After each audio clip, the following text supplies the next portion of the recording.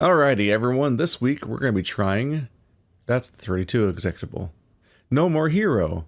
No, it's not an evil virus, probably. I hope. Windows is trying to protect my computer from furries.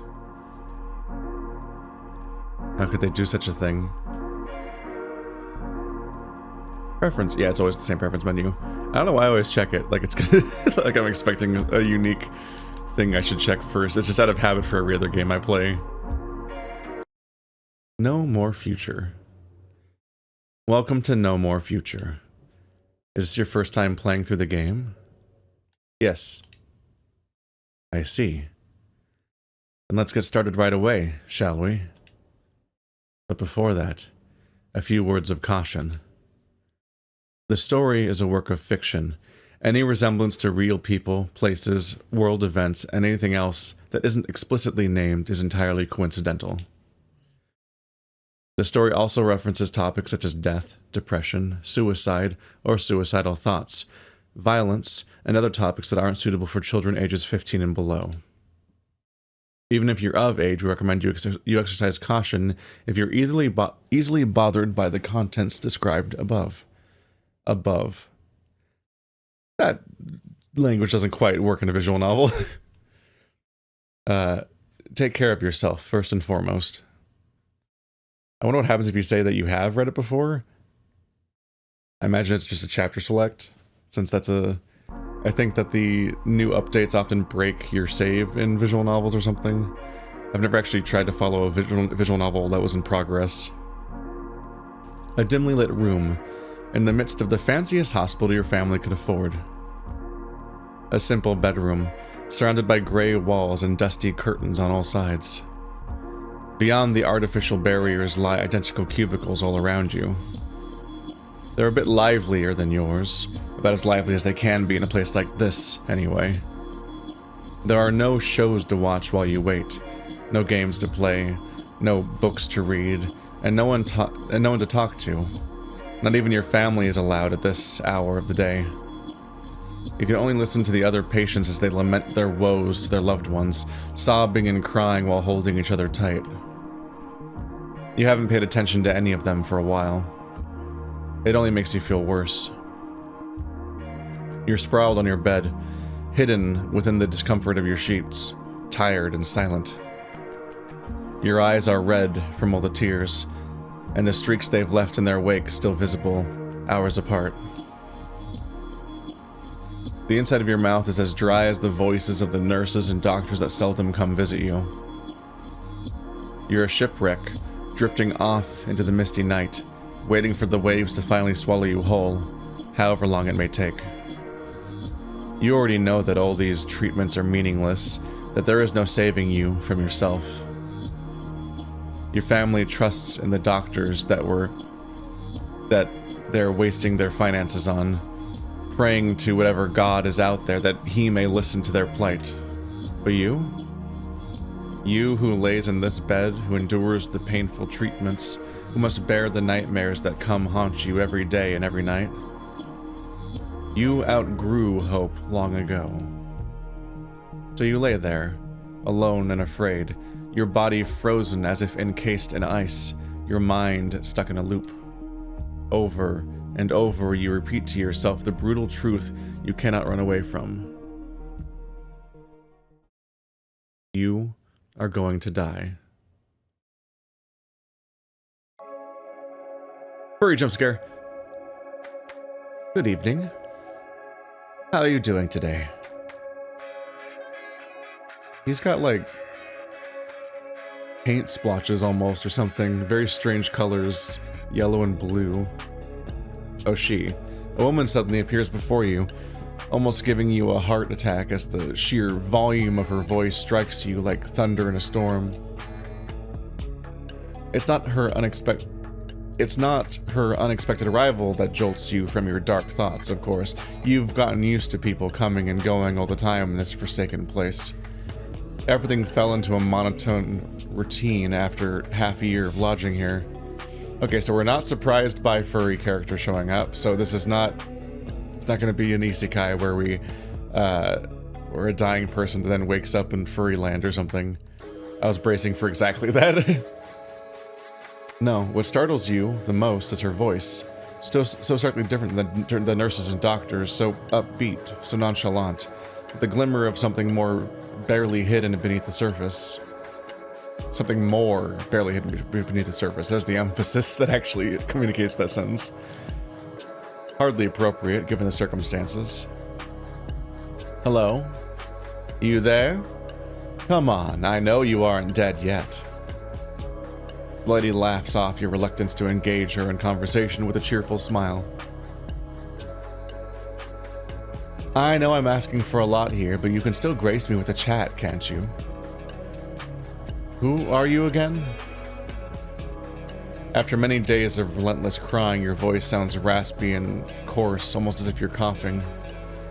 The woman smiles upon hearing you speak, seemingly delighted for whatever reason. Ah, that's much better. Good to know I wasn't too late to the party. It's kind of hard to converse with a corpse.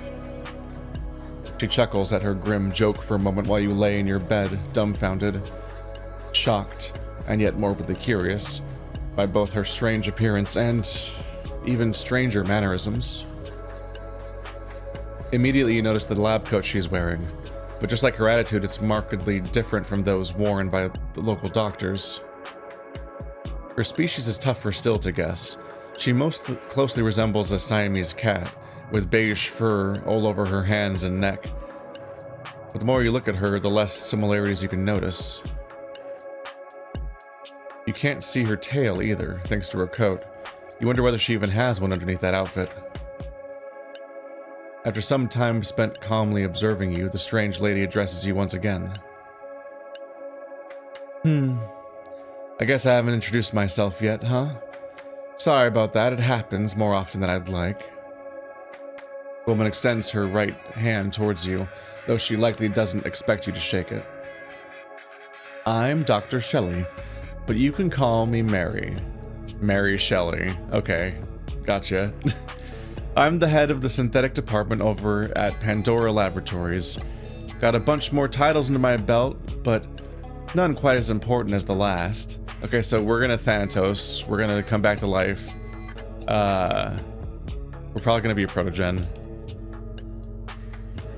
Needless to say, I don't exactly work here or anything. I'm here as a visitor, and you're free to call security on me if I start overstepping my boundaries in any way, such as entering your room in the first place. But I think you should hold that thought off for now. We've only just started getting to know each other, after all. You've half a mind to have her thrown out right now, truth be told. You have no clue who this lady even is, aside from what little she's told you, and you're certainly in no mood to entertain whatever nonsense she's spouting. However, as you're about to raise your voice, something that she previously mentioned begins prodding at the back of your mind, like a worm digging its way into your brain. Pandora Laboratories. Synthetics. Something about these words feels oddly familiar. Uncannily so, for reasons you can't fathom a guess at. You feel as though you've heard them before, but all your mind can conjure up are broken words and blank canvases. So, sorry for asking this, but I just realized I didn't have a chance to look up your name before I got here. The nurses downstairs gave me your room, condition, and, well, everything, but they never did bother to mention you by anything other than your number. And here I thought we were the ones working with robots. Yeah, protogen. The lady's witty line, which somehow succeeds at drawing a faint smile on your face, almost makes you forget that she just admitted to illegally obtaining your sensitive data. Very poorly. How do you not find someone's name, but you know to even look for them in the first place? You really should have called security on this nut job a while ago, but you honestly don't feel like it. Not just yet. You reckon that can wait until you've given this doctor a piece of your mind? Do the doctors around here give their patients info to strangers all the time, or are you a special case? Though there was no irony in your parched, dried-up voice, the woman laughs at your query nonetheless. My, at least your sense of humor's alive and kicking. I might have made it just in time after all. But to answer your question, let's just say I have my ways. Don't worry, I'm not going to use your private data to sell you kitchen knives or low-calorie smoothies. Unlike the workers here, I have standards. How reassuring. Oh, come on. Don't act like I'm out here trying to stab you with a needle or something. Like I already said, that's the job of the people downstairs. I'm just going to carve your brain out and put it in a robot. Which is way less invasive. All I want is to have a nice conversation with someone who, for one reason or another, managed to pique my interest. Surely you can understand this. I piqued your interest? Instead of answering your question, the cat merely smiles. How about you tell me your name first and we'll go from there? Unless you want me to leave you alone, of course. Would that be wise, you wonder? Sharing your name and who knows what else with this bizarre doctor you know so little about? Are names social security numbers in this setting? It doesn't seem like it's gonna hold power over you. You don't even know who this Mary is or what she's after because you've never read a book before. Nor is it clear what exactly you stand to gain from this surreal exchange. Neck bolts. You're going to gain neck bolts. And yet, what exactly do I have to lose? It's not like privacy is all that important to you right now. Not many things are at this point. If the alternative to this senseless, dreamlike conversation is uneasy silence and ruinous contemplation, then for now. Alright, sure, whatever. My name is Isaac. Wait, weird. Wait. I thought this was the setup for a name prompt. I wasn't expecting him to just have a name. It felt like a Professor Oak moment of like, we have to contrive the name entry prompt to happen. It feels weird revealing your name so carelessly to this stranger. Like committing a sin you never knew existed. That's probably just you being dramatic as usual, all things considered. I'm starting to think that this setting has a weird thing about names. Isaac. I see. Would that be the name of your parents chose for you? I'm sorry. The cat's question takes you completely by surprise. Though you'd like to ask for an explanation of some sort, the cat swiftly beats you to the punch. Have you ever noticed how little of ourselves was chosen by us in this world? Our names, our genders, our sexualities, our bodies. Even our own personality is mostly dictated by the way we were raised and by whom all things we never got a say in. We're born with them, molded by it. We're struck with them until the day before she can finish, likely realizing only how unsettling her ponderings had become, she stops herself. I'm sorry, I didn't mean to go there. Sometimes I just can't control myself when I start rambling like that. What I meant to ask was, if you could start your life anew, and this time you could choose everything about yourself, including your name, would you keep it the same, or would you change it? Your attempts at understanding her words largely go in vain. Her words bounce off your head as though she spoke a foreign language. You understand what she's saying, but the meaning yet eludes you. What sort of question is that? The interesting sort. I'm self-declaring that I'm interesting. Wouldn't you agree? More like ridiculous. Oh, come on, don't sound so glum. Humor me for a minute. You won't be worse off for answering an innocent question. The woman's strange ponderings cause some stir within your mind. You've no idea where this bizarre line of questioning could possibly lead. Even so, you can't help yourself from indulging it further, afraid to return to the dread and emptiness that preceded it. So, what could it be? If I could, I'd want to be known as...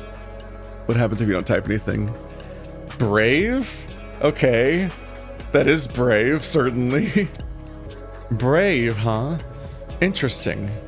Okay, so the name has a default... It does have a name entry, but you have to choose it, which is an interesting little thing to include.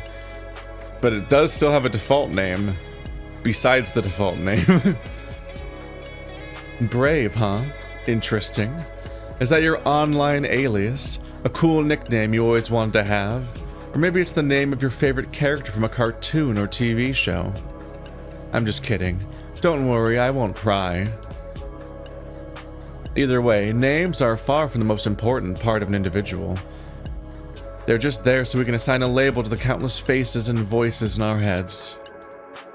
For now, Isaac is more than good enough for me, but I don't mind calling you Brave someday.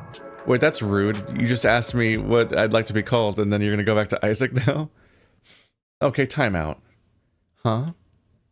The woman raises an eyebrow at your objection, seemingly quite surprised by your visible confusion. Is there even a point to this conversation? Because I can't even smell a hint of one. Of course there's a point. Haven't you seen The Matrix?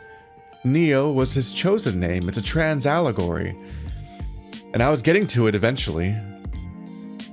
Eventually is much too long a time frame for your tastes, considering you don't even know what this talk is about in the first place. It's a little difficult to speak up, especially in your condition, but you try to articulate your confusion as best you can regardless. I really don't understand why you're doing this, or why I'm going along with it for that matter. When people come visit me, I'm used to hearing them talk about their lives, the memories we've had together, something about the awful weather outside. But now you come along and start asking weird questions out of the blue, then look at me as though I'm supposed to just nod and go along with it all.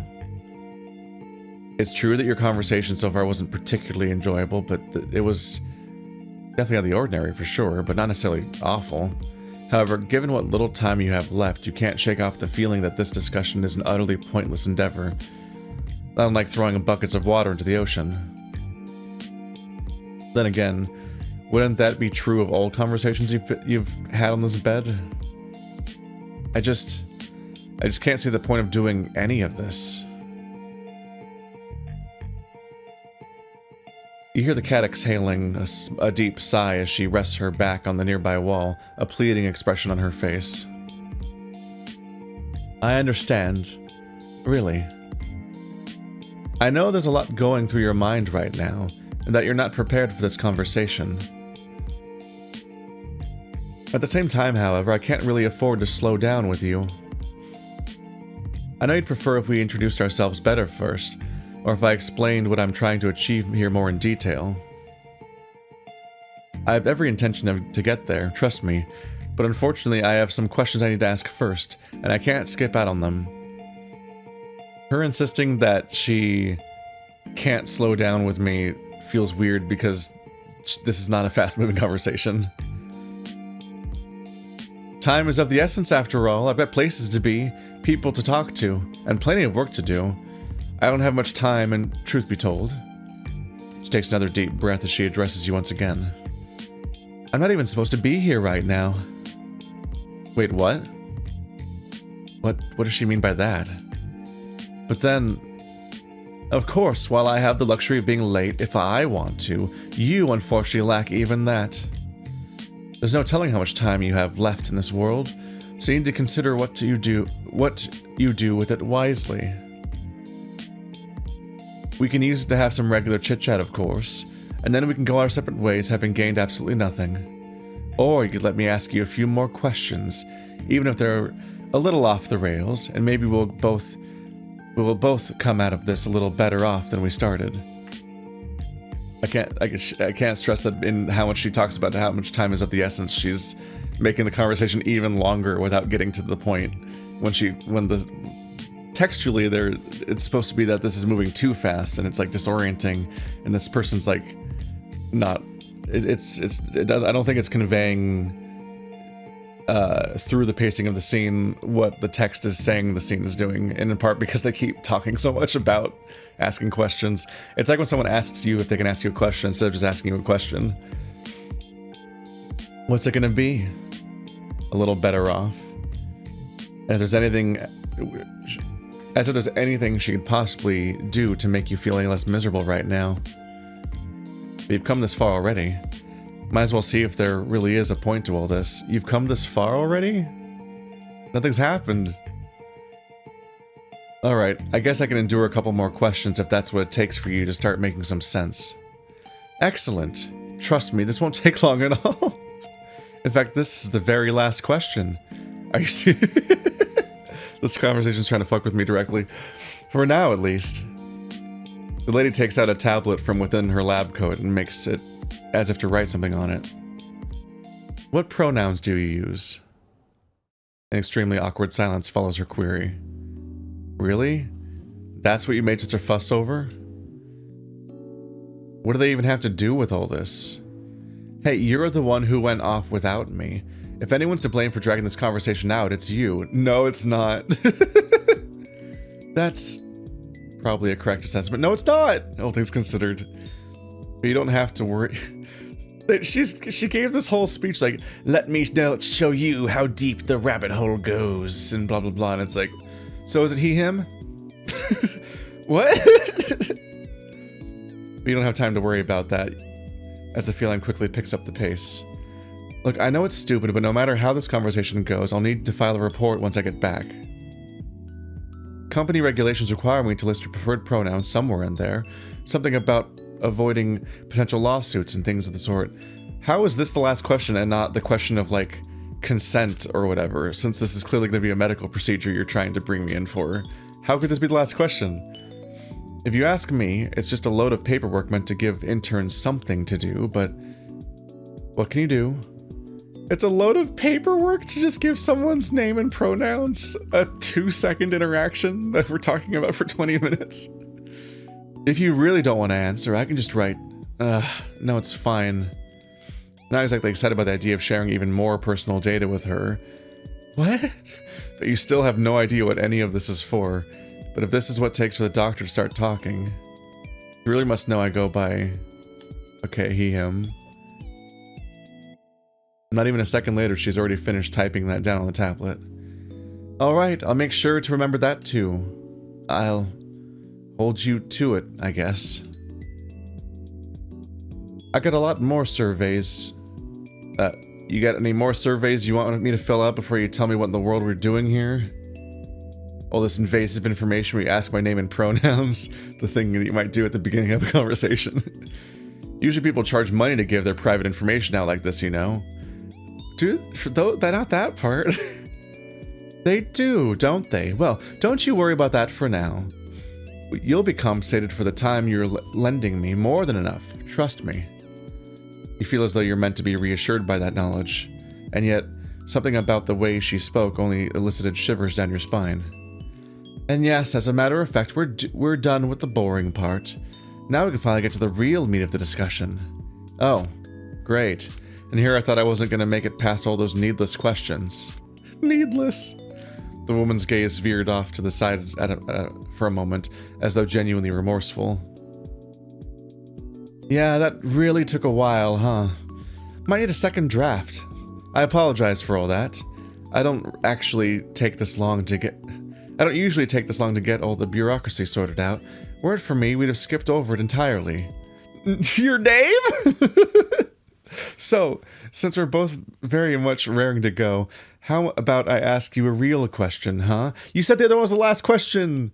I'm not trying to be mean, it's just this is extremely funny. The last 20 minutes have been very funny. I don't know what's going on.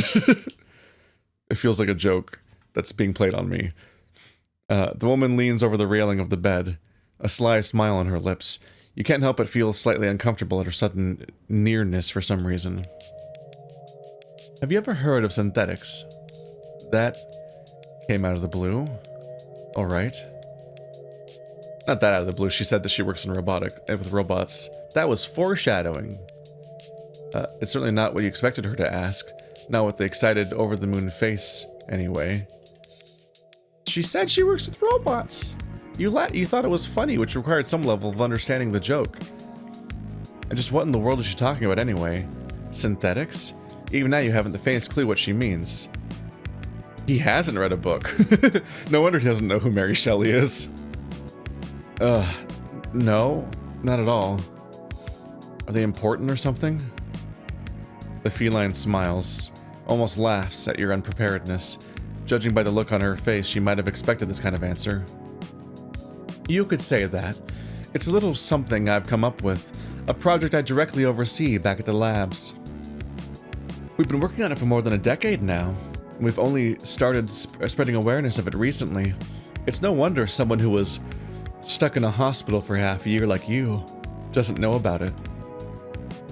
Put it simply, synthetics are bionic constructs made of both organic parts, artificially made of course, and mechanical ones. I was ready for that one. They're humanoid androids built to resemble and operate as if they were a real human. I guess that's what we're calling anthros in the setting. It's the thing that everyone struggles with in every single story is, what do you call all of the people collectively? Do you use anthro? Does anthro even make sense, or is that like a thing that's derivative of humanity, which is a thing you're inherently trying to avoid because you already chose not to say human? I feel like being a madman, and maybe I should check the etymology or whatever the fuck on this, but I do feel like if I ever write a story, I'm just gonna call everyone human, but there's no humans in the setting. And that's just the word for, like, sapience. But it sounds so much worse to do the Ad Astra thing of calling everyone sapience. And I'm like, don't like that. Nope. It makes more sense in Ad Astra because they're all in space. They're literally from different planets. So they are massively different cultures and settings. So they need some kind of collective word. And sapience is basically what we would call everyone, and like Mass Effect. So I guess that makes sense. But I don't know if it actually doesn't make sense to just call everyone human, like except for the part where human literally describes humans. But if humans don't exist, then I feel humanity still fits as a concept, even if it would have a different origin. But anyway, this is just the discussion we have in every game. The revelation is underwhelming, to put it lightly. The funniest thing is when people call them furries in the furry setting. You're like, wait. I don't know. I don't know about furries in the furry setting. That somehow feels weirder than humans. So artificial bodies for AIs to walk around in? Really? That technology's been around for decades, at least. Am I supposed to be impressed or something?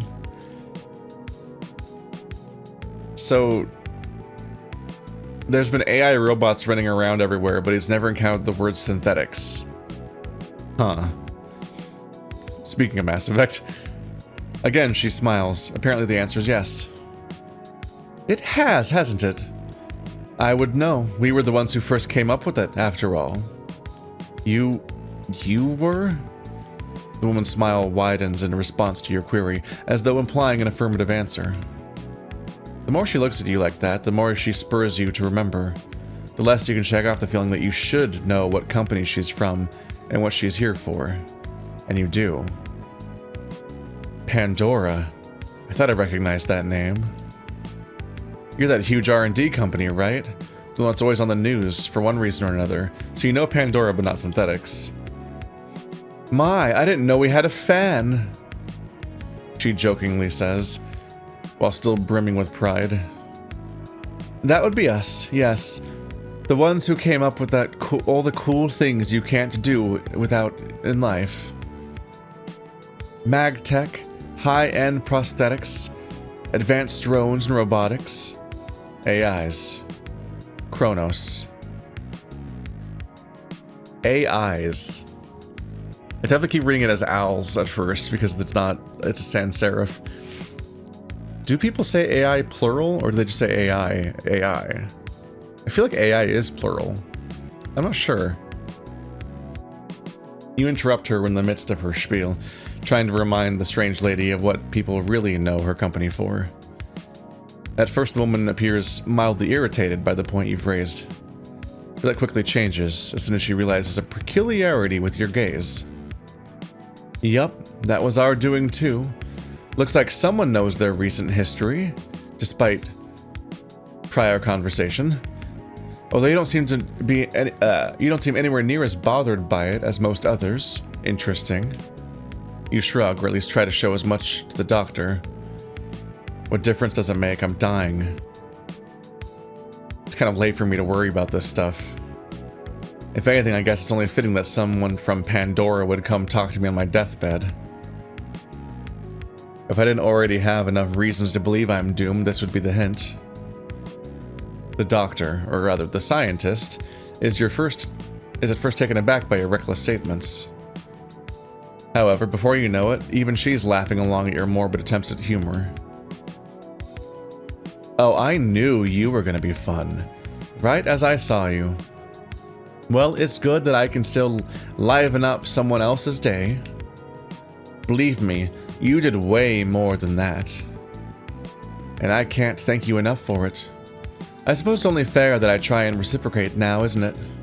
She says, confidently, as she resumes her spiel from earlier. Artificial bodies for AIs to walk around in, you said. Well, I guess you're right when you say that technology is nothing new, as far as AIs are concerned, at least. Sure, we've been able to house artificial minds within artificial bodies for decades, but what about real minds? Real? Real what now? There's no way you heard that right, you reason. And yet the cat keeps on talking as though you did. Human bodies aren't built to last, as you're quite clearly well aware. Over the course of time, we lose our youth, our beauty, our limbs, our sanity, and ultimately we're doomed to lose our very lives. But machines, they don't suffer from the same issues. They can continue to operate on and on and on, and repairing them is faster, cheaper, and easier than operating on a human of flesh and bones. In theory, through adequate upgrades and maintenance, even a computer with from 100 years ago could continue to be useful in 1,000.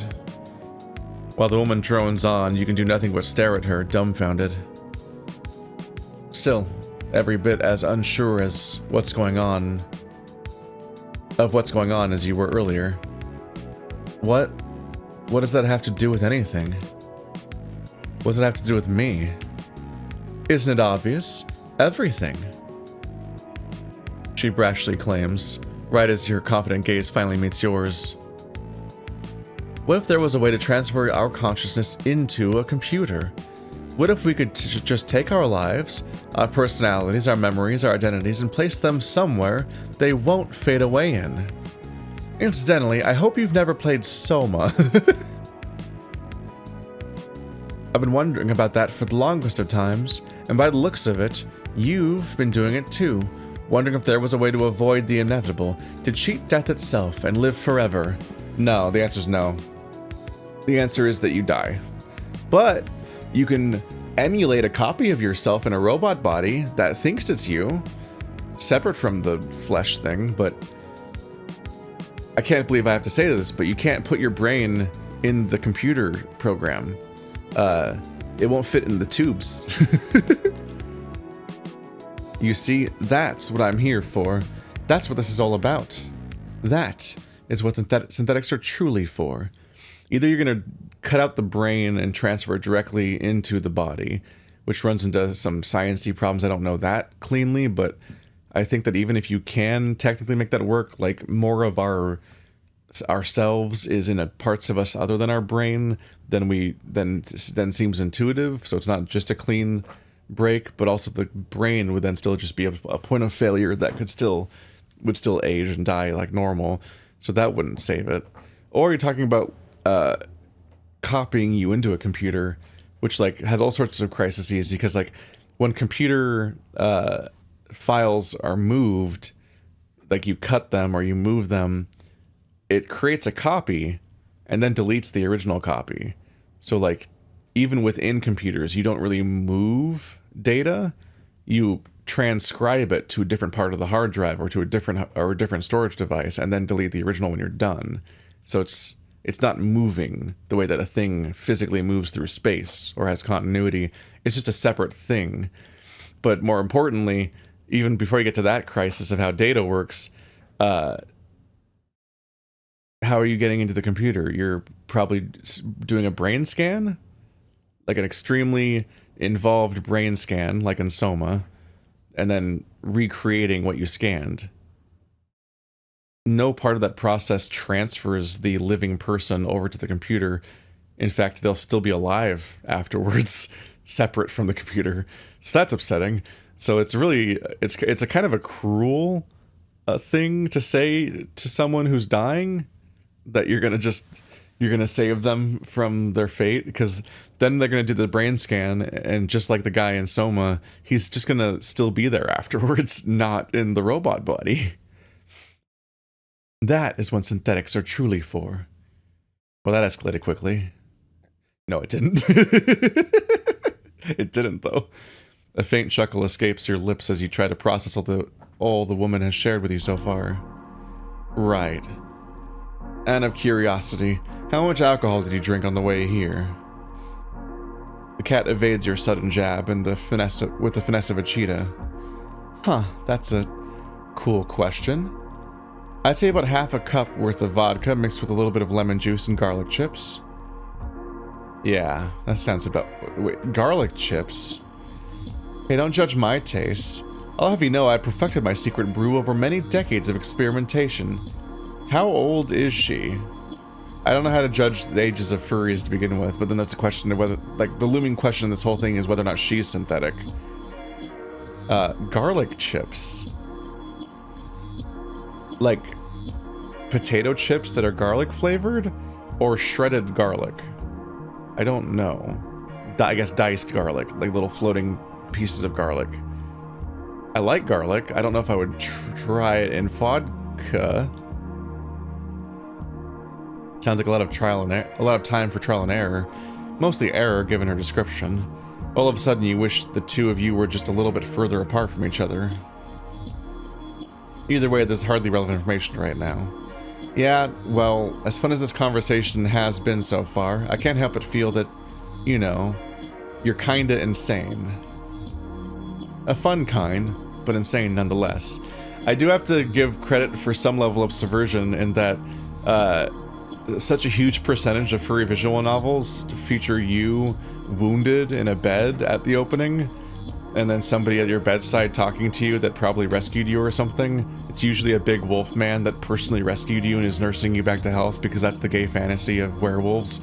But instead we're unnervingly being stared at by a mad scientist, so that's different.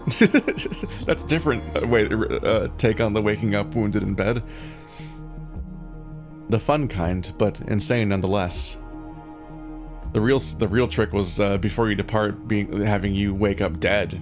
You're just already dead, and then the wolf shows up after you're dead and said, "Hi, you're dead. I'm basically death." Anyway, sure, you guys at Pandora are at the top of your field and whatever, but this sounds like fucking nonsense. I've heard fairy tales more believable than this. If this bedtime story is this woman's idea of cheering you up, then she's far more suited to a psych ward than a robotics company. Maybe she didn't mean it. Perhaps she truly believes that in her make-believe tales and unhinged science experiments. But you're tired of talking hypotheticals and miracle cures with doctors. You have been for quite a while now. And yet right before you can say that much out loud, the scientist immediately shuts you down. Here, take a look at our latest models. Robots, SDDX011. Strange schematics and things. Some kind of piston, I'm not sure. A webcam with a little hat. Lots of blood, that's reassuring. I love a blood background, it makes me feel safe. Without another word, the lady hands you a tablet where she has previously written down your personal data and invites you to take a look. There's an image plastered on the high-quality screen of a lizard-esque robot laying motionless within a tube-like contraption. It's definitely unlike any robot you've ever seen. Its shape, anatomy, the way the joints are seamlessly connected with one another. It resembles a giant lizard, or maybe a wingless dragon, with its sinuous body, powerful-looking limbs, and long tail. In the darkness, had you not known any better, you might have even mistaken it for a real human. That's not what I'm seeing. But the illusion is quickly broken.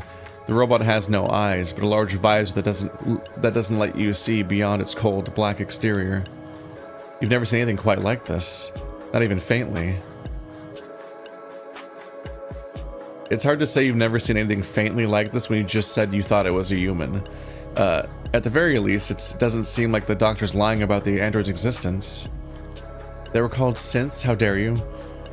Without even thinking about it, you make a swiping motion at the screen with your finger, revealing another image right after it. It's not much. Just an image of the prototype taken from a different angle, with a few lights turned on. However, it's enough to prod your interest even further. You keep flicking your fingers on the screen, moving from image to image at ludicrous speed. There are dozens, no hundreds of them, thousands even. There are different models, some that even look more mammalian than reptilian, and some of the photos were even taken in completely different environments than the first. And then there's blueprints, reports, articles, essays, each looking more authentic than the last. The more you see, the fewer your doubts become. These images aren't fake. This isn't some sort of elaborate prank, and Mary over there isn't lying to you. They can't be fake in a setting that has AI. AI could never generate thousands of similar images. As ridiculous and far-fetched as it seems, synthetics do exist. You put down the tablet for a moment and turn to face Mary, whose large smile betrays her pride and confidence in her work. I feel like the source of the doubt was the ability to put a consciousness into a body and not whether or not they made a cool robot body or not. But I feel like this wouldn't dispel all your doubts. You'd be like, oh, yeah, those sure look like robots. Is it a video game?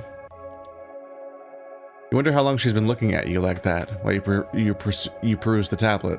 The entire time she handed it to you and was watching you. After a few seconds she's spent reorganizing your thoughts, you finally manage to ask the million-dollar question. Do they actually work? She chuckles at your query, having likely expected you to ask at some point or another. A few more slides to the right, if you will. You do as the woman instructed, and then what awaits makes your heart skip a beat.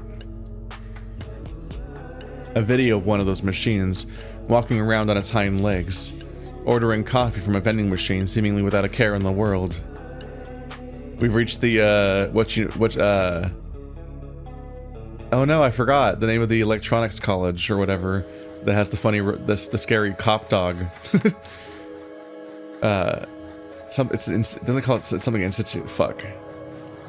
It cheerfully drinks the hot beverage alongside what seems to be a researcher, conversing amiably with them, just like a human would. What a strange voice it has. It's a little different from a human's, in a way you can't quite explain. Regardless, somehow it still feels human. The way it speaks, its tone, its emotion. This isn't just another AI. At least not a C grade or even B grade. This is on a completely different level than anything you've ever seen or witnessed. A level you cannot imagine could possibly be feigned. So that's a walking, talking, and very happy synthetic. A first real success after decades of experimentation and prototyping. So we want to get you into the program now, like during the before the Algernon event horizon, where it turns out to be really bad, but we don't know yet. A human being.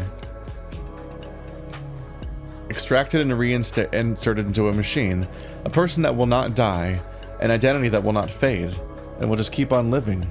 Just the same as it always has. So, what do you think? Unbelievable, am I right?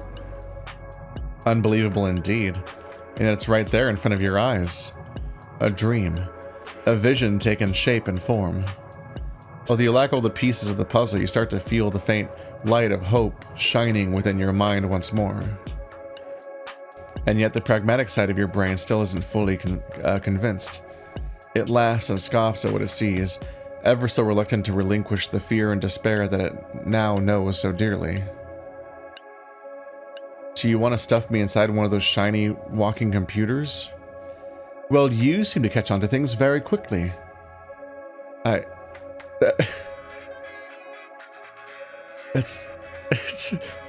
it's been 45 minutes. The way she chuckles at your remark sends strange vibes coursing through your spine. This Mary seems to enjoy oversimplifying her work and explanations far more than most professionals in her line of work. You're not sure how to take this intriguing quality of hers.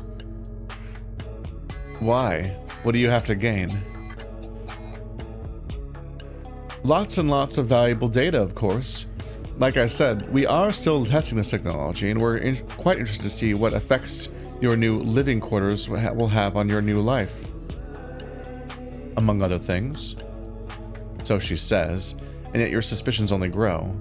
Your suspicions of what? They're testing it on you. That's terrifying. You don't want to be the test generation of the robot body that you're trapped in and ruins your life. Where's the catch? It's a test! That's the catch! How much will you make me pay for this? The woman is at first taken aback by your question, but ultimately laughs it off as just another joke. It's on the house, kid. Doesn't get much better than that, does it? You get a sweet new bod, free of charge, and we get to study you from afar and gather all the intel we need. That's all there is to it, really. It does sound rather appealing.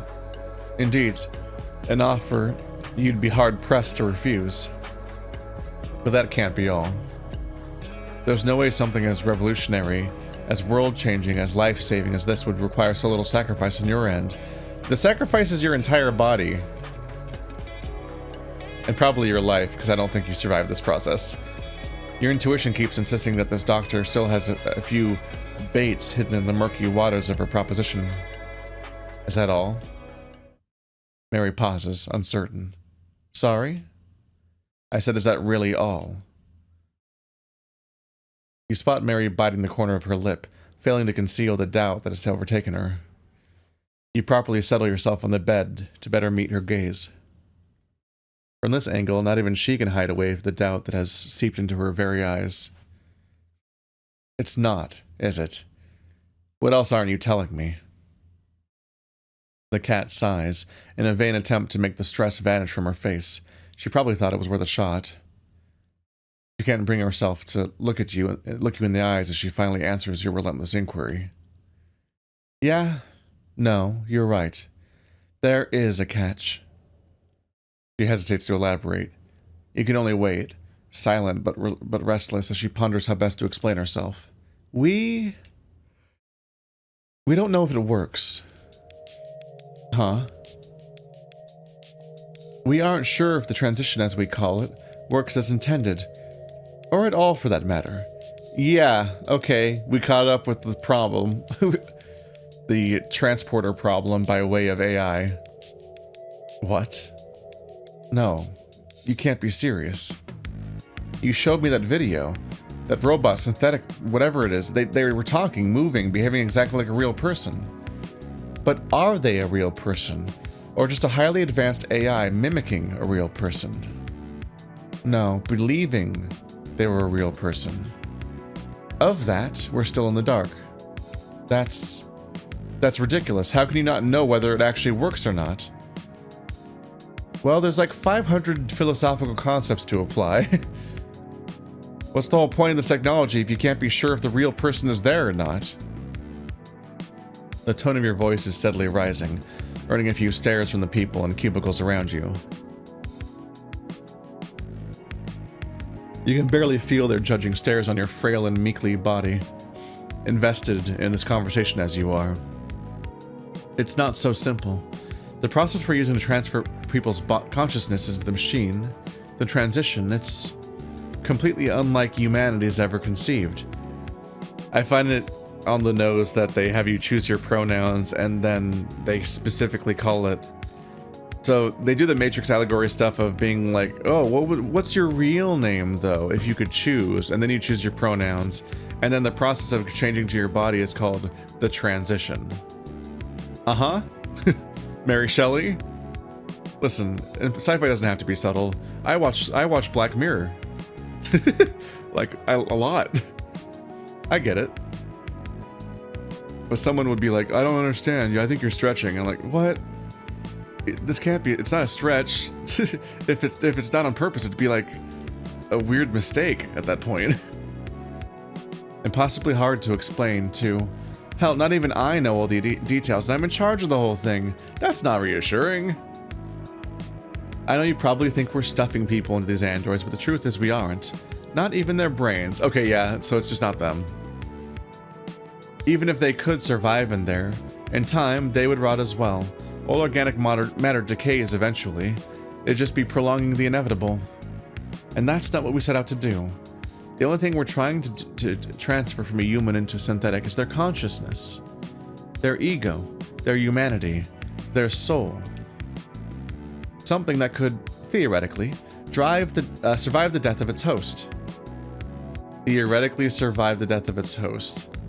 That feels like you're implying that the host is still alive afterwards. And I don't mean that in the famous people live forever way. I'm being very literal here. Of course, all of this hinges on the idea that their soul really exists. That there is more to our bodies than simple flesh and bones. That there's more to our personalities than mere electric signals coursing through our neurons. Okay, you're fucked. You're totally fucked. She believes in souls. Not even just the idea of physically transferring the consciousness somehow, but just that the idea that there's just like a magical essence in each person. That doesn't explain why you're testing this technology out before figuring all this stuff out. If you have any ideas on how we're supposed to do that without experimenting on actual synthetics, I'm all ears. I'm like 50% ears, you can see them. You try to come up with some kind of answer to her seemingly idiotic challenge, but you can't. You don't have the knowledge needed to propose any alternative, especially if you're in your weakened mental state. I know that it feels like we're throwing darts at a wall, and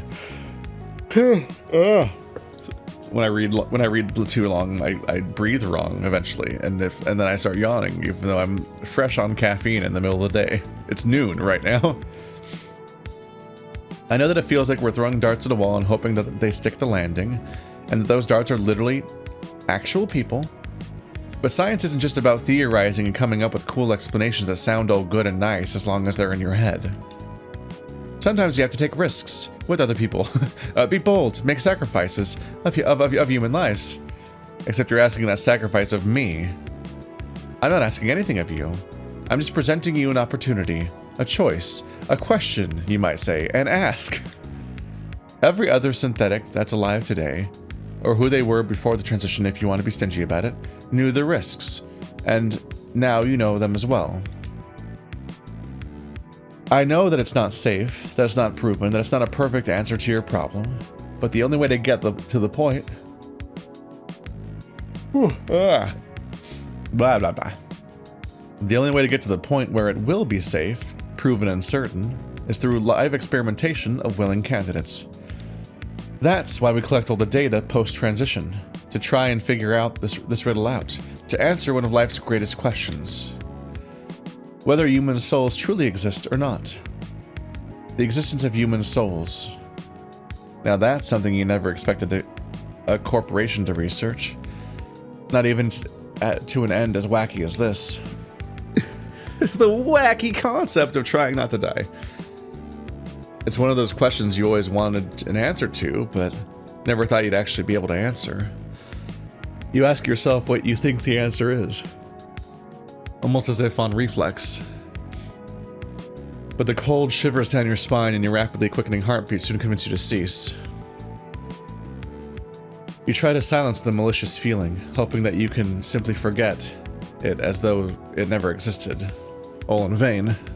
In the end, all your attempts at processing the information presented to you end up there, with you pondering on your own mortality, coming to terms with the expiration date placed on you by your brain, wondering whether there's anything you can do to alter it. You'd resigned yourself to your fate, and there was nothing more science could do to help you. But now, this opportunity presented itself, restoring a faint spark of hope within your heart, only for it to flicker and disappear as quickly as it once arose. So, it's a gamble. You're betting on your transition, whatever it is, to actually do its job and save me, betting my life on it. Oh, I'm not betting anything. You are.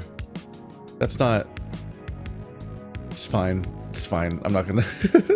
You did not contradict his sentence. Like I said, all I'm here to do is give you the chance, even if it's just a shot in the dark. It's up to you whether you actually take it or not. But think about it this way. If you don't accept my offer, you're guaranteed to die 100%. I've given a brief look at your file.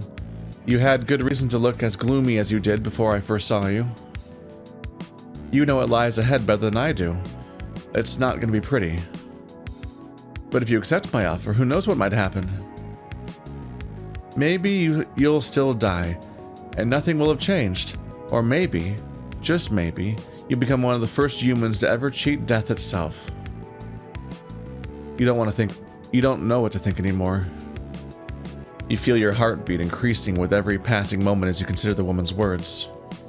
Be honest, what are my chances? It's a binomial test, really. Either you survive or you don't. We could spend all day theorizing your likelihood of success, but that's about it. Theorize. Well, no. It's not a likelihood. Likelihood implies that there's a gamble, like a chance it happens or doesn't happen. It's not up to chance. It either does the thing or it doesn't, and it already is doing the thing. It's somewhat debatable whether or not you even will gain more data on whether or not it happens. The process is the same, and you don't know whether it works already, so you don't know. So that means you're not iterating on the concept based on prior data, because you don't know if it worked or not already. So you're just like, well, we don't know if it works or not. Let's keep doing it for the same result. It's a 100% chance of getting the same result as last time. Your actual chances? Either 100% or 0% depending on the truth. The mad scientist's face now looms mere inches away from your own, her sharp pupils staring straight into yours. You find it impossible to evade her gaze, no matter how hard you try. That would be really unnerving, and a bad way of convincing you. You're either going to die or you won't. Just inches from your face. Imagining the actual scene that means, like the posture, the bizarre behavior. I know it's not very credible given I'm the one suggesting this possibility to you, but if I were you, I'd totally risk it. I mean, at best, you get a new life to play around with, and at worst, you get exactly what you would have gotten had you not done anything in the first place. We're looping now, we're repeating ourselves. That's what you were thinking too, because she already said it to you. You can't deny that your odds of survival, assuming they're already in the first place, are higher with her plan than without. Unless the odds are 0%, which is likely. Yet still, a strange nagging feeling in the back of your head keeps bothering you. I just can't understand. Why me? Well, we are a predatory corporation that takes advantage of people in their times of need, and you're dying. We need desperate people, duh. Like the person, like when they did the brain transplant that one time in real life. They needed someone who needed a brain transplant and was desperate, obviously. There are countless people, some even in this very room, who deserve a second shot at life more than I do. I suppose you're right in a way. Good point, actually. Bye. Toodles. You suppose? What's that supposed to mean? The cat smiles as she nods at you, confusing you even further. You want to know why I'm offering you, of all people, this opportunity? Because I picked a folder at random from a locker and it happened to be yours. That's what we call ethics. The woman's words steal a breath from your lungs like a sudden punch to the gut. You're fucking with me, right? That's the reason you came here today? The scientist appears a little surprised at your sudden outburst. What? Were you expecting some sort of careful consideration or maybe a more routine, heavily scrutinized roulette? I happened to pass by and decided I'd look for a new candidate for our experiments here. I chose a folder at random, and it happens to be yours. That's about it, really. I'm taking your mortality extremely seriously, as you can tell. You almost puke at her explanation, disgusted by the sheer randomness of it all. This is so messed up. Oh, really? I beg to disagree. Tell me, do you believe in fate? In destiny? In the idea that all our actions are preordained by God, the universe, something else beyond our understanding? Okay, she believes in fate and God and souls. You're fucked. Yet another ridiculous out of the blue question. It's not out of the blue, it's a direct logical follow-up on the previous thought. That's not what out of the blue means. This conversation, at the very least, does technically flow. Very slowly. but you feel like you've gotten used to it by now. You reluctantly share your answer, barely suppressing the anger that it causes as you do. Well, I guess something is responsible for landing me here at my age. You almost feel dirty saying that out loud. Your parents would have definitely scolded you for even thinking something like that. And yet, your answer seems to excite the woman before you all the more. Huh, so that's a yes. Interesting. Most people would just blame themselves for your position, or maybe someone else who had nothing to do with it. It's nice to hear that you know exactly who's to blame for landing you in that bed. You're not sure you understand, truth be told, but Mary appears pleased with your answer nonetheless. Anyway, to answer your previous doubts, if anything truly is preordained, then surely me picking you at random out of all those folders was meaningful too.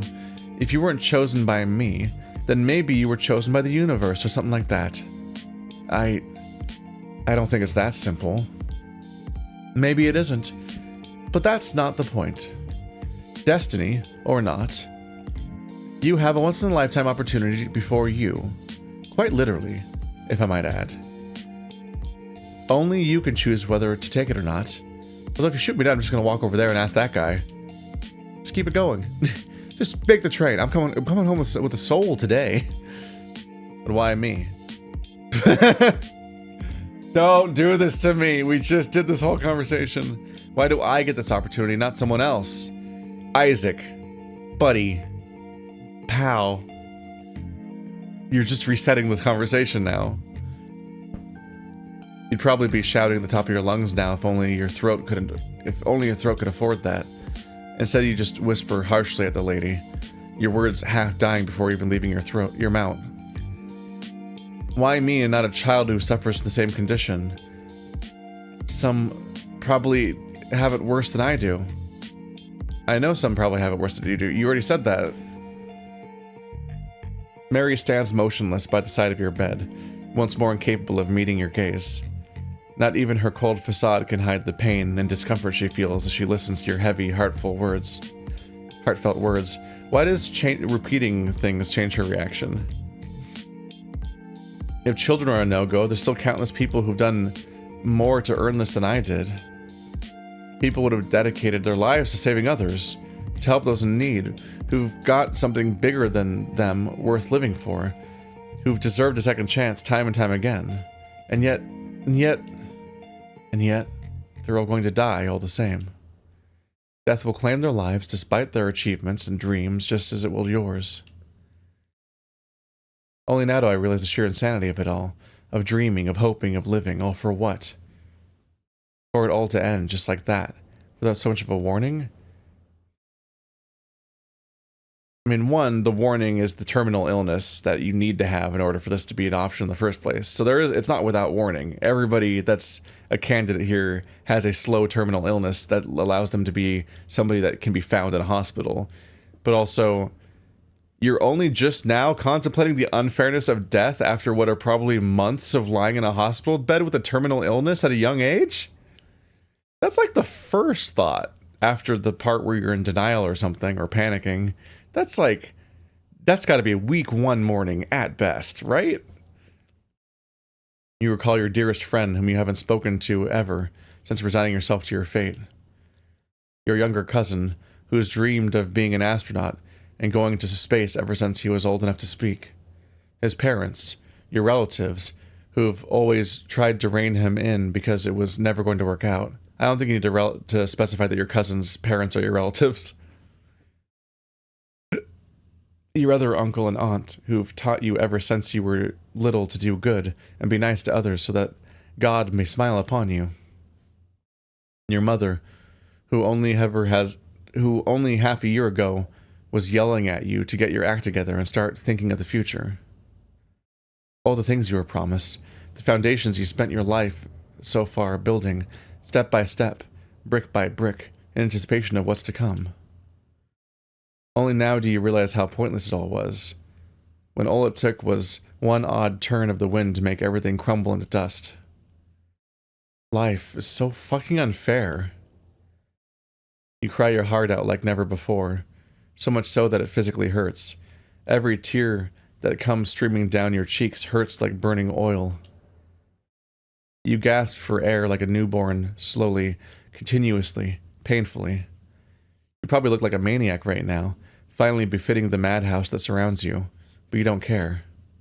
It doesn't matter. Nothing does. Nothing ever did, and the realization hurts you more than the cancer ever could. Mary looks away for a moment, lost in thought, melancholic. She doesn't seem to know what to say. Perhaps she's contemplating leaving you to your fate, turn away from the sorry mess that you've become. You wouldn't blame her. You'd get away from yourself too, if only you could. And yet, she remains. Silent, unmoving, contemplating, pondering over something you can't quite grasp. Beyond the liquid curtain that veils your gaze, she remains bold and stoic, like a pillar holding the madness that is the ceiling from crumbling on top of you. You stare at her intently as your body trembles, as your lips freeze, as your eyes almost go blind from all the tears. With nothing left to you, all you can do is wait. Wait and wait and wait. Hi. Hello. Okay. Until suddenly she turns to face you again, an almost malevolent smile on her face. Life is fucking unfair, isn't it? Go on. You're right to say it. It's true. No one will admit it, but it's true. Is this just evil eyes? I thought it was an advisor. I thought we just revealed she was a robot, because that's what the robot looked like. You work and work and work, and all for what? For life to slap you in the face and call you her bitch, piling problems upon problems on your back until it breaks. What did you do to deserve this? What did we do? What is life punishing us for, exactly? For existing?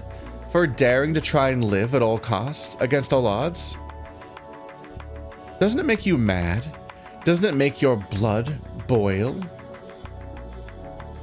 All these years of studying and working and doing all you can to live a meaningful life, and this is how the universe repays you, with brain cancer. Definitely not transferring the brain then. You feel a need to reply, but you cannot bring yourself to utter a word. Mary voices aloud your very deepest thoughts, your every fear and resentment, even those you never knew you had. We didn't choose to be born, not in this world, not in this body, not in these circumstances, and yet here we are, because life doesn't care about us. It never did. And even on the off chance that we do end up liking our time here, we live in constant fear of the day where it will all end.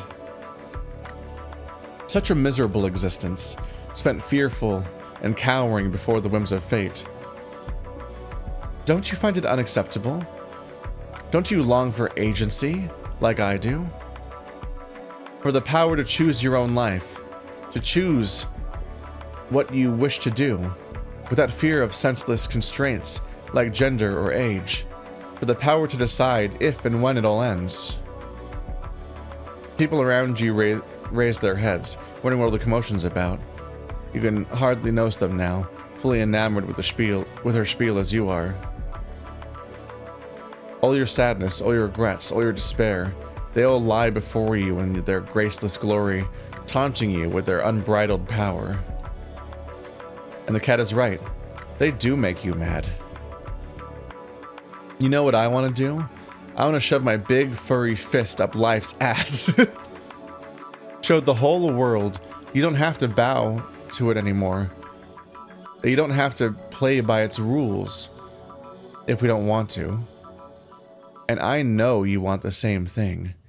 That's why I'm here. Because you want me here. You try to deny yourself this opportunity by bringing up other people into this, but we both know what you really want. You don't want others to steal this opportunity from you. No. You want to take it. You want to rebel against life as much as I do. You're just waiting for someone to give you their permission to do it. To help you feel like you deserve this, well, I want you to do this. I want you to claim what is rightfully yours.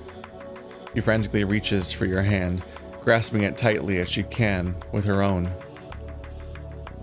I'll give you my first and final bullet. Our only shot at immortality. It falls on you to make it count. It's time for humanity to rise up against the universe, to finally claim our lives as our own. If you want to be there when that happens, if you feel like you deserve more than the sorry lot life handed you. With her free hand, she starts reaching into her pocket, emerging with a neat bundle that was only waiting for your call. You'll sign these papers. The rest of your memories of those dark days aren't as clear. The more you try to remember, the more details escape your grasp. In your head, what should be a simple sequence of actions and events. I'll die either way. What difference does it make to you? He still just kept going. Relentless dates. Isaac, I swear to God. Isaac, I swear to God, don't do this to me. Places. Ignore the crowd. Just focus on resting. We'll take care of them. People. Bad news. The tumor's progressing faster than we thought. We need to get you prepped and fast. Everything clashes together in a maddening amalgam, devoid of substance or purpose. Does it even matter anymore? You've already made your choice, and now you'll die with it. I kind of feel like the game should start here. I feel like what happened so far can almost be summarized in flashback with better pacing. I say this because, like, your goal when you're starting a story is to, like, build intrigue and hook people as fast as possible.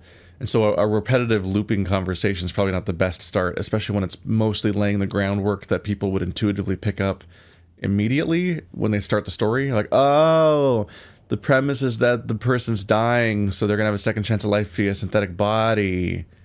But that's scary. Like, those thoughts play out really quickly the moment you start and you see the setup. So belaboring her for that long, I don't think accomplishes as much narratively. Especially when there's not, like, beyond explaining the philosophical concept, there's not much wider, like, intrigue to be had. Like, there's not unique twists. We don't really gain insight into Isaac as a person and their unique perspective on this, or their unique reaction to all this. They're kind of a generic blank slate person that is dying and needs to be transferred into a body. So not much is gained from the long intro, and to some extent, already being trapped in the body and regretting it and contemplating that and obsessing over that, and even doing like an Adam Jensen mirror punch. I didn't ask for this, or they literally asked for this, obviously, but doing an Adam Jensen mirror punch and like resenting your reflection or struggling with what has happened so far is, and like the dilemma of whether or not they're even real, is more interesting when you're already in that state than when it's a thing that's going to come up next, because the I don't know, everything was just so intuitive so far that it kind of felt like you're just waiting for it to get there. And it's good to have like a surprise early on, just something that's going on. I think that Remember the Flowers has really rough pacing at the beginning. Both having done a Let's Try of it and having sat through a panel where a bunch of voice actors read it, and you're like, man, this opening scene with two characters, it's pretty long. But it is decent at setting up a question pretty quickly, because you experience a normal college setting, and then you smash cut to being the same character with a head wound in an alley in a sci-fi setting where everything seems to be made of every building seems to be made of phone screens or something, and you're like, huh, something's up. What happened there? Did I time travel? Did I age into the future but forgot my memories of the in between, and I only remember the distant past? Am I in a different world? Did I get isekai'd? And that gives you enough questions to wonder things. This one kind of spins its wheels and could use a revision, I think, as far as its intro goes, because it doesn't really hook. It takes way too long to get to this point.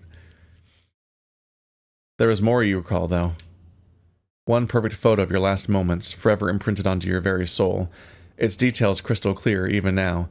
I wonder how it plays if you don't even change the text, but you just start the text right here in this black screen and just reading these things, and you're trying to piece together what it means as you go and so on. Don't do this to me and all that. The brain tumor is moving fast. We have to get you prepped now.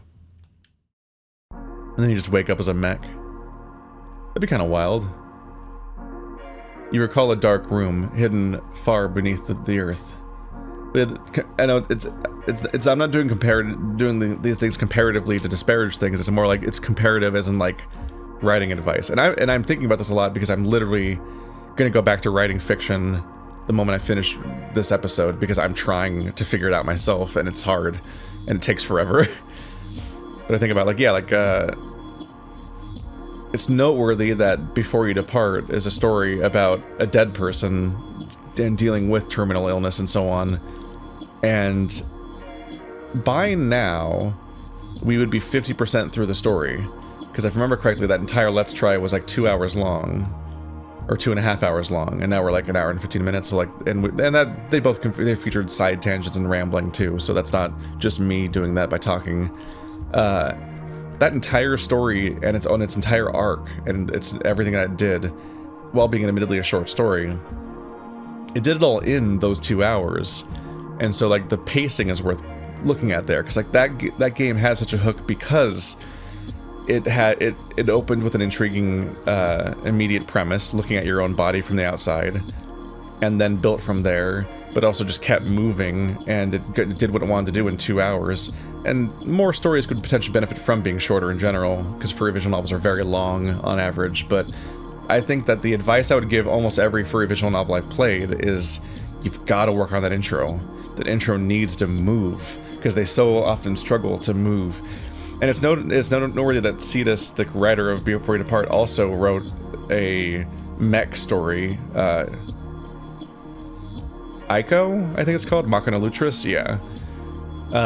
And that one opens with a mech pilot dying, like abandoned and screaming, and you live through their perspective, and then you cut to the perspective of somebody who's going to enter that line of work, and you're like, oh, okay. There's a lot of approaches to it. It's interesting to unpack what to do. A lot of people do cold opens or dreams and so on, but like trying to figure out how to get a hook, because I think this game struggles to get there. I think that almost every furry visual novel, though, once it has like a few updates, should go back and rewrite their first one, because the first one's almost always bad. Because I think this field more than most is often it's novice writers, amateur writers, whatever the right term is for that, getting started from scratch, and just hoping to just write a story because they really wanted to do it. It sounds fun, but that means at the beginning they did not know what they were doing yet. But the problem is that the more you build on the story, the more you continue to develop, the more that first build becomes the thing you're stuck with, because everyone that's trying to onboard into your story, the more they hear about it, they always have to break through that first barrier.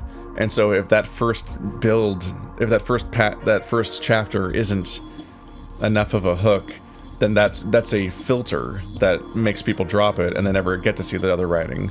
So it's very important to have a hook for that purpose, and otherwise you always have to deal with like people that are like, no, yeah, I love this story, it gets good or something like that, and you're like, no.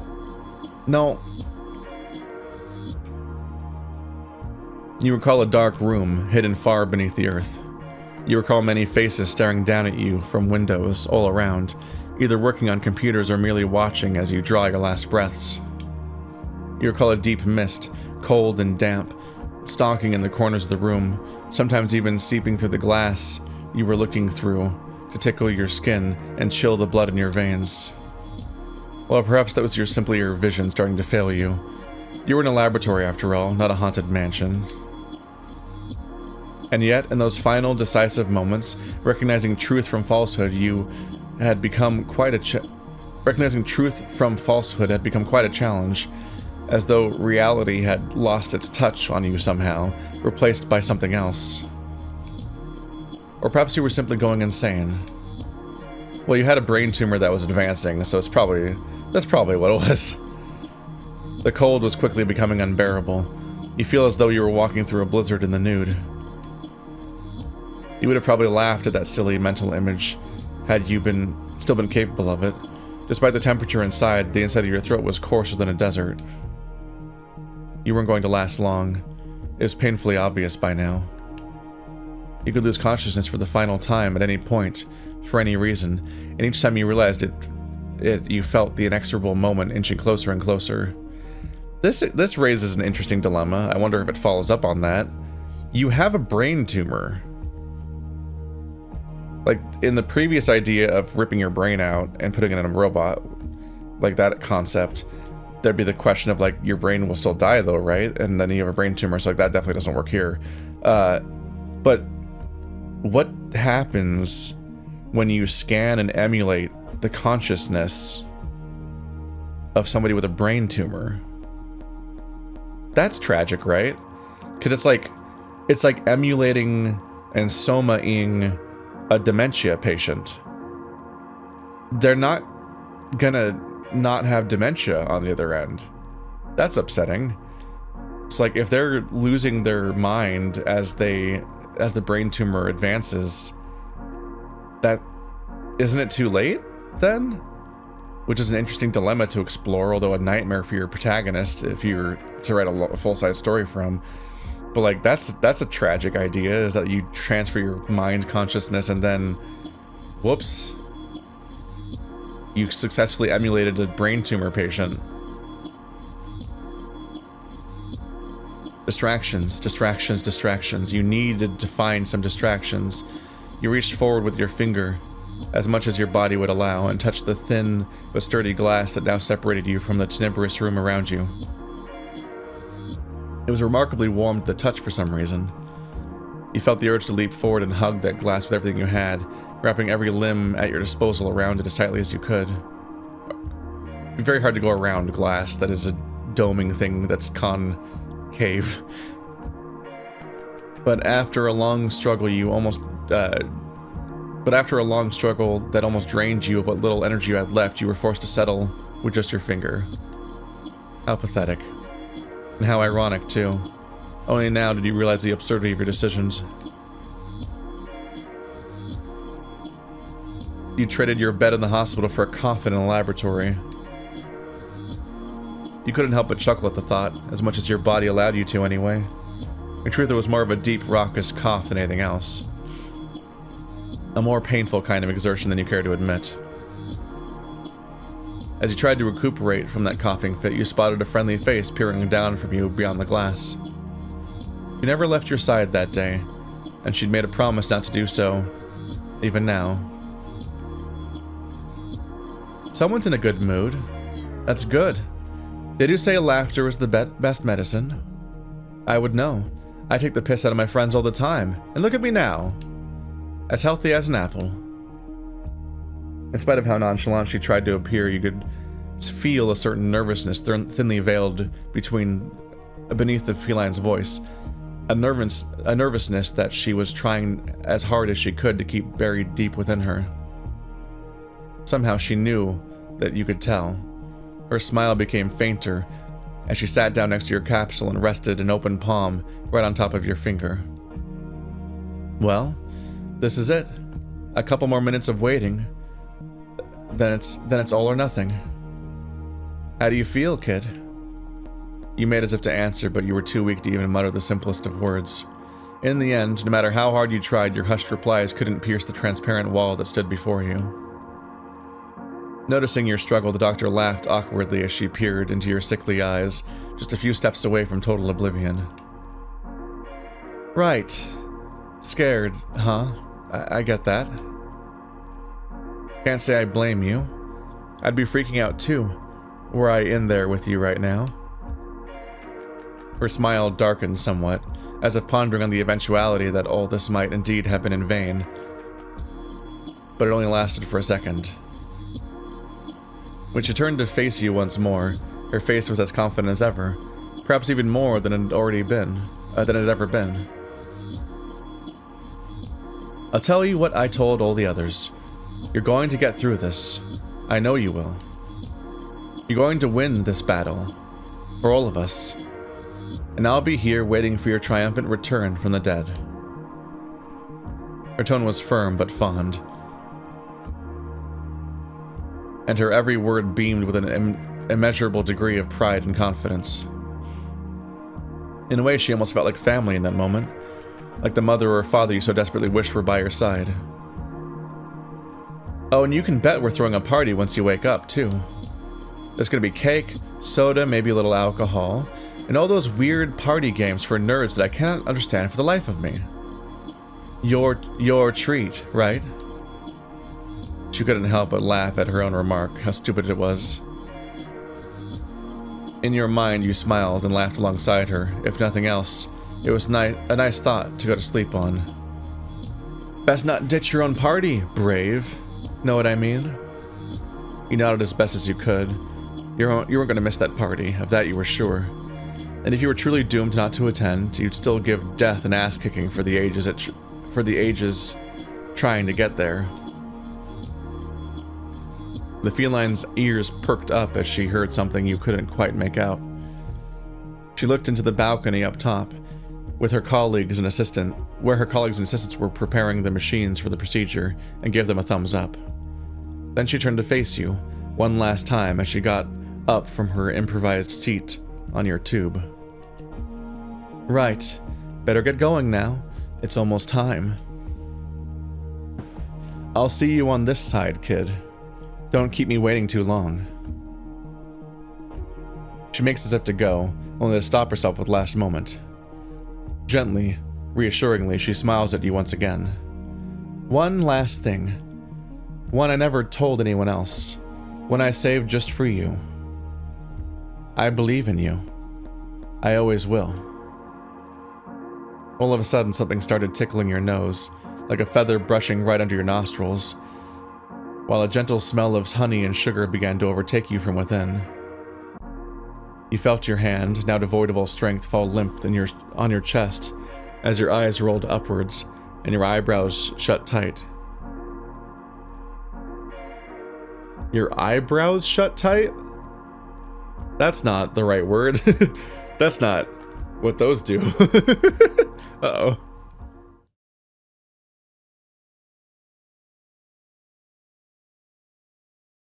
Need some water. After that, he felt nothing at all. Act 1. See, it's a metaphor because that's like a very artificially kept tree. It's been some time. Boom! You're a robot lizard. There you go. Something worked, but what? I guess you can find out by checking out the full game in the description, because that's about time for us to take a break for today. So, thanks for watching like always, guys. This has been No More Future. If you want to see what happens when he has a future, then there's a link in the description. I would say 18 plus, but I don't think this game is 18 plus, actually. I should double check. Yep, this game is entirely safe for work. It only has a couple of adult jokes, but does not feature any explicit scenes. So, there you go.